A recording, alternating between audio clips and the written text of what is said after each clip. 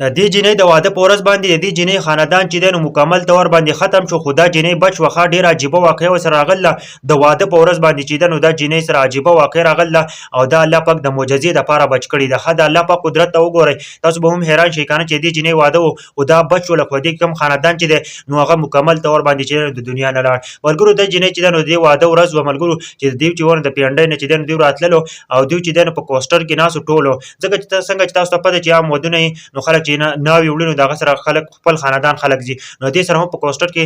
دې خاندان خلک ناست وو او د جینۍ چې ده نو دا د راولپنډۍ نه راوړه. ملګرو کله چې دا راوړه که نه نو دی چې د چیک پوسټ کراس کو د پس چې دی نو دوی چې دی نو دا کوسټر والا ولګېد او دا کوسټر چې دی نو دی ډېر زیات تیز کو، دا په ډېر تیز باندې روان و. نو دا کوسټر چې دی وایي دا چې دی نو د خټ سره وجنګېدو. کله چې دا کوسټر د خټ سره وجنګېد نو پوله وایي د هغه باندې دا چوت واوښتو. وایي زه شیشې طرف ته دا جینۍ وایي چې زه ناسته وم دانا وي او وایي زه دې الله پاک بچ کړم او زه دې راولوېدم او د هغه نه پس چې نو کسان نه له زه یې راچوته کړم، خو دا کوسټر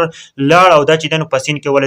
ولګېد په سیند کې. او په دې کې زموږ د خاندان ویل 26 کسان ناست وو، 26 کسان تقریبا چې 16 کسان چې دي نو هغه ترې راایستل شوي دي او دا نور کم کسان چې دي دا نور نو دا اوس هم غایب دي. ملګرو ډېره افسوسناکه واقعه وه جي د جینۍ سره راغله که نه د واده اوله ورځ یې ده که نه د واده په ورځ باندې چې ده نو دا جینۍ چې ده نو د خاوند کور ته هم نه ده رسېدل که نه او د جینۍ مکمل طور باندې چې ده نو خاندان د دنیا نه لاړ جي. ډېره عجیبه واقعه شوه ده که نه دا جینۍ چې ده نو اوس په هسپتال کې ده او دا جینۍ خدای پاک بچ کړه او دا نور کم خاندان چې دی نو دی مکمل طور باندې د دنیا نه لاړ. کم خاندان چې دې سره روان و نو هغه د دنیا نه لاړ جي. موږ له هم په دې ویډیو کې عبرت پکار دی که نه چې مرګ په هر ټیم کې راځي، د خوشحالۍ په ټیم کې هم راځي، په هر ټیم کې راځي. نو ټول ځان تیار ساتئ مرګ ته، ځکه چې دې جینۍ سره داسې وشول که نه دې د خوشحالۍ ورځ وه، د دې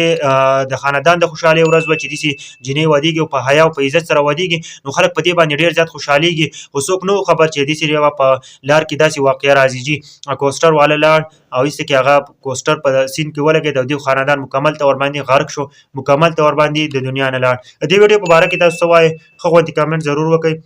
او ویډیو د نورو ملګرو سره ضرور شیر کړئ یار.